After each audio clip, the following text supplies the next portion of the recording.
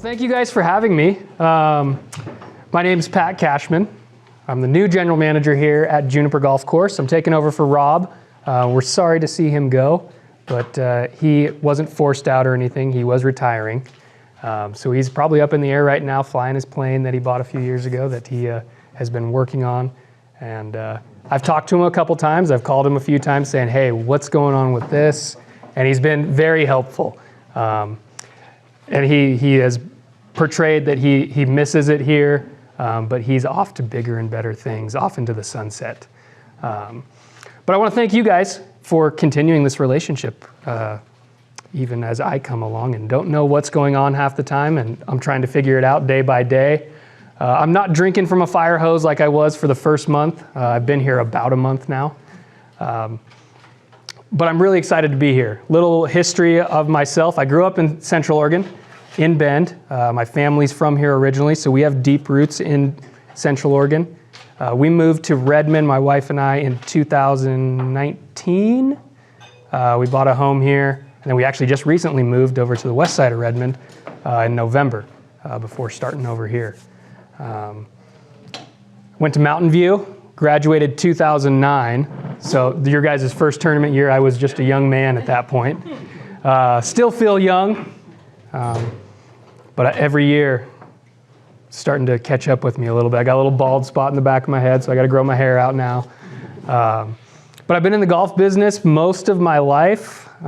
Started at River's Edge, which is where I came from previously. It was my first job in golf, first job in general, was working golf carts and just making sure they're clean, picking the range.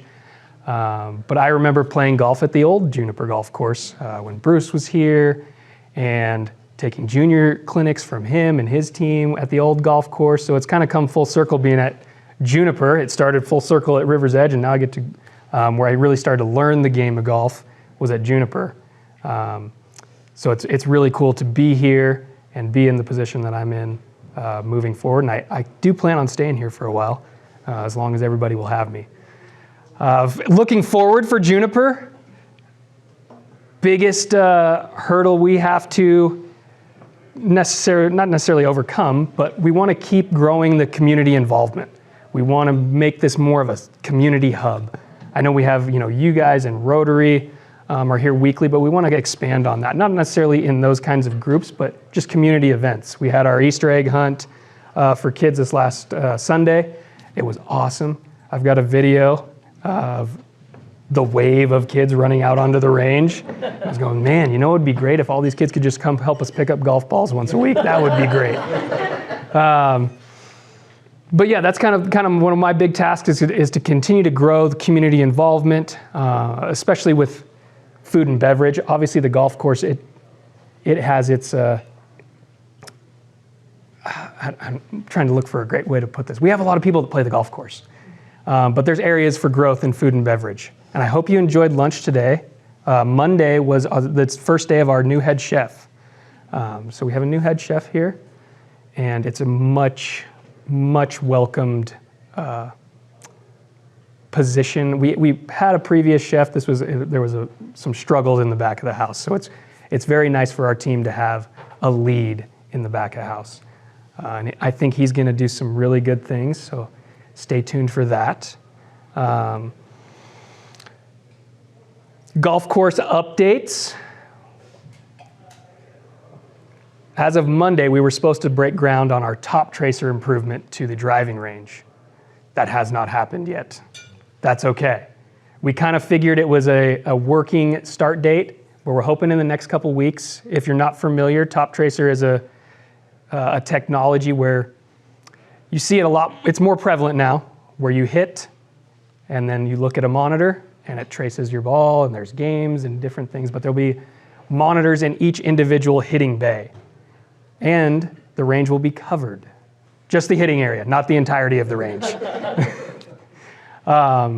So that'll be a huge improvement. That's phase 1 of the range improvement. Phase 2 would be expansion, and then phase 3 would be potential food and beverage area out there as far as an actual working service area. As it sits right now, once phase 1 is done, we're planning on having a beverage cart kind of circle out there to really make it more comfortable for the new golfer. We've seen a lot of new golfers in the last 5 years, basically since the COVID years. And it's a little intimidating to get into golf. So this is a way to kind of bridge that gap where you don't need to necessarily go out on the golf course. You can come to the range, have a good time. It's very informal. That's the big project this year. So we're hoping to get it off the ground and break ground here in the next couple weeks. But other than that, we're looking good. Golf course is greened up really nicely. It's been early spring. We never really had a winter. I think we were only closed like maybe 3 or 4 days all of this year so far. And there's been, living in Central Oregon for most of my life, that's not always the case. But that comes with its own challenges. When you have that much play, when you're not necessarily expecting it, that can create some damage out there that doesn't get a chance to recover when the grass isn't growing. So we're going through a little bit of that struggle right now. Another big push that we have is more community engagement through social media. If you don't follow us, because I'm posting almost every day now, and I'm trying to keep it new and fresh and not just pictures of the golf course. We do have a great view, but looking at the same view over and over again doesn't get as many likes and follows. So I'm trying to keep it a little bit different every day. My door is always open unless it's closed. I figured out if I do close it, I can get a few things done. But yeah, if you guys ever see me, feel free to say hi. I welcome it. I would love to get to know you guys more, and I appreciate you guys being here. But thank you for your time today, and I look forward to continuing this relationship even past when I'm no longer here, and when none of us are here anymore, it continues to be here at Juniper. 2 questions. First of all, can that tracer trace your ball as it goes out of bounds? Yes. Okay. Okay, that bad of a shot. Okay. Allegedly, I've seen, so at River's Edge, we had the same technology in a different kind of setting. It wasn't as user-friendly. You had to scan a QR code. It was on your phone. It didn't always work all the time. Right. What we're getting here at Juniper, I've actually seen at one of another Courseco course, and it is 10 times better. I mean, you actually have the monitor. If you've been to a Top Golf or seen the Top Golf, very similar concept. I mean, it is basically the same concept, where you have a monitor in, a arm's distance from you. Other question, could you just, not everybody knows, but can you explain the relationship between the golf course and the city, how that works? As far as how it all kind of intertwines? Yeah. So the golf course is owned by the city of Redmond. The golf course the city has a contract with a management company, a golf management company called Courseco. There's multiple management companies in the golf industry. A lot of them you'll hear about are Troon, which manages a few golf courses here locally. American Golf is one that's kind of, I don't want to say on the lower end, but on its way out a little bit.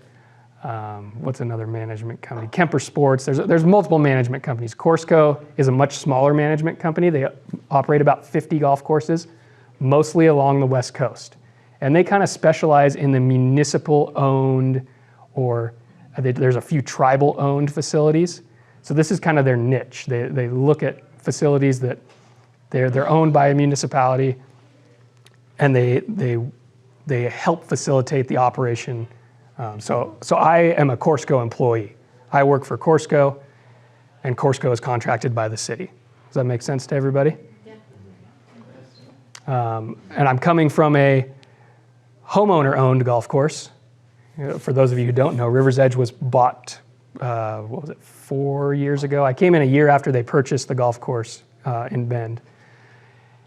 And let me tell you, there's some similarities and some differences between a management company and a city-owned property and a homeowner-owned golf course, especially when the homeowners are within 100 yards of your office.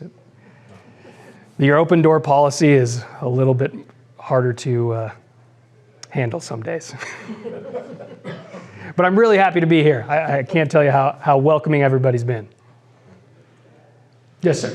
Would you like to join Kiwanis? Let me think about that. Just don't join the other club. Do you know part of the relationship too is the debt that we took out to build the course.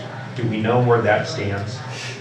I don't have a good answer for you yet, but I can come back when I have the answer. Perfect. Does that sound like a plan?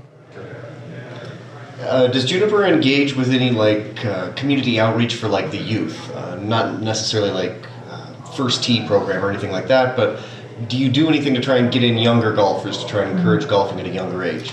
We do. We work with the PGA, which is the Professional Golfers Association. This isn't the PGA. Let me make this point clear. The PGA, what you see on TV and the Masters, a lot of the guys competing this week, those are professional golfers. They are also members of the PGA, which is the business side, Professional Golfers Association. Our head pro here, Tam Bronke, he is a PGA member. Doesn't mean he's playing on TV and making millions of dollars playing golf. Obviously, he wouldn't be here. But these are the people that work in the business. They're the ones trying to grow the game and continue to grow the game. We work with the PGA, and we have two specific ones that we work with the PGA on. We have PGA Junior League, which actually starts here in May. We've done that for now 3 years. This will be year 4. This is kind of a team aspect to it, where it's kids 13 and under that compete once a week at a different facility who also has a PGA team. And they compete against each other, and they compete in teams of 3 against each other. They play 9 holes. We host one event where all the teams come here, and then each facility kind of hosts its own tournament, per se. And that has grown. It started out the first year with 4 participants, and this year I think we're almost up to 30. So we've seen a lot of growth, and a lot of that is Tam and Bobby and what they've done in trying to grow the junior program here. I know Bruce was huge on junior programs, and they had schools specifically designed for juniors. I was a part of them. I'd really like to get back to that. And Tam is definitely on board with growing the junior golf here in Central Oregon and specifically at Juniper. We do have the Bruce tournament, which also donates to junior golf. After this year's tournament, there should be about $100,000 that's set aside just for junior programming at Juniper. What is done with that money is not necessarily decided yet, but we're looking at building a facility at the south end of the range, which anybody could use, but it would be specifically designated for junior golf and growing junior golf at Juniper. The other PGA affiliated junior program that we have is PGA Junior Camps, and Bobby has been really solid in those the last 2 years. Those are classes of 8, and those classes of 8 meet once a week. I think they last 3 weeks. They meet once a week for 4 hours, I believe it is. And those fill out every summer. So those are 2 of the, we do plan to try to do an internal school for juniors. We just don't know what that's going to look like yet. But we do have a few programs in place. And then moving forward, we want to keep expanding on it. Thank you. Yeah. What is your relationship with the high schools? Do they just play here, or do you have some kind of relationship with both high schools? Yeah, so Ridgeview, their home course is Juniper for both the boys and girls. We actually have a high school boys tournament is out here today. And last week the girls were out here. 2 members of, one from the boys and one from the girls team, are actually staff members here. They work outside. And we want to continue to, I don't want to say use them as a feeder to helping us find employees during the summer, but it's a great opportunity for those kids to learn, those who want to potentially be in the business too.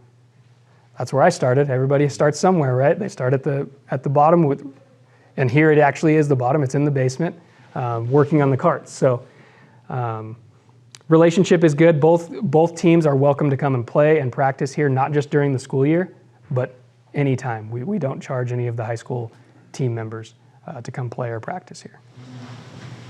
That's cool. Can you talk a little bit about what your membership is, or first of all, how many members are there, and then what are the membership options? Oh, I got to get my laundry list out there. We've got quite a few different membership options. We are around just over 400 annual members, and there's a big debate that goes on is whether they're members or pass holders. I have my own feelings with that. I won't share that with you, but membership, it's not stagnant right now, but we have a solid number that we can facilitate our members, annual pass holders, as well as the general public. We are a daily fee facility first and foremost, so we have to be available to the general public. We do appreciate our members, and they are a huge part of our operation. The membership, I don't want to call them tiers because there's just different options. We have everything from a 7-day pass with golf cart, with add-ons that you can add the range, 4-day pass with the same add-ons. Our biggest growth we've seen is in our PDP program, and it's called the Player Development Program, or PDP is the acronym. And that has grown because it has helped our working class folks, people who work there Monday through Friday, 9 to 5, or whatever they may be in the service industry. It's $49 a month. That includes unlimited range balls, and then it's $24 to play 1 hour before twilight starts, and that includes a golf cart.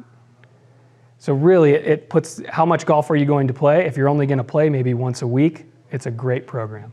If you're going to play 4 or 5 times a week and you have the time to do that, you're probably looking at a 7 or 4-day pass. Anything else I can expand on there? I'm still learning all the. Any ties to the restaurant with the membership? As far as like any discounted stuff Or like you have to spend so much or something like that. We do have a quarterly minimum of $50, Okay. and you can spend $50 on just about any meal pretty quickly if you add a couple beers in there, Yeah. or a couple drinks. Okay. But I'm looking at, is that minimum necessary as well? And I'm still working through, I'm still in the discovery phase of what are all the things that we've done before, what can we do, what's the contract say with the city. Definitely in that discovery phase of what are the parameters that we need to work within. So I'm sorry if I don't have all the answers yet. I guess one more question. So I noticed the chamber tournament is coming back in August. Yes. And because you only have one course, like Eagle Crest has 3 courses, so they can continue to have outside play plus have the tournament. So how do you manage that here when you have, one tournament takes up the whole day, and you're saying that you have to be open for outside people? It's a balancing act. And it comes down to, we are a business, right? We want to, our bottom line is very important. And those outside events, those are, I would say they're not community events, but they're people in the community. They're getting to access the golf course for the day. Yes, it may come at a price, but there's a lot of different things that go into when do you schedule a tournament. And I was talking to one of the local sheriffs, they want to put together a tournament. I said, you got to be looking at least 18 months out minimum of when you're going to have your tournament. Because that's how far down the road we're kind of looking. And it's hard to predict weather at that time. But we can give you a pretty good historical data. And we're looking at, greens aerification. When are we going to do greens aerification? And we're talking about a lot of different aspects that go into how do we set up a tournament and how do we go about navigating what's the price going to be? Is it going to close us for the whole day? Is it going to, how's it going to affect member play? Do we have something already scheduled that day? Do we have something scheduled during that week? You try to spread your things out so that you're not shut down for either your membership or the general public for too long of a period.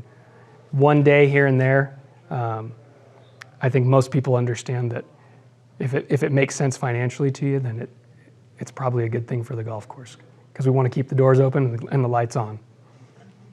And for those who don't know, running a golf course and operating a golf course, it's not a huge money maker. If you make some money, you're very happy. There's a lot of costs that go into keeping the grass green and making sure making sure everybody gets paid. And it continues to increase, just as our prices have. What's your age requirement for employment? 16. You have to have a driver's license to be able to, or the ability to obtain a driver's license to operate a golf cart, which is where most of our entry-level employees begin. Anything else? Thank you, guys. Thank you. I appreciate you guys giving me the time and speaking today.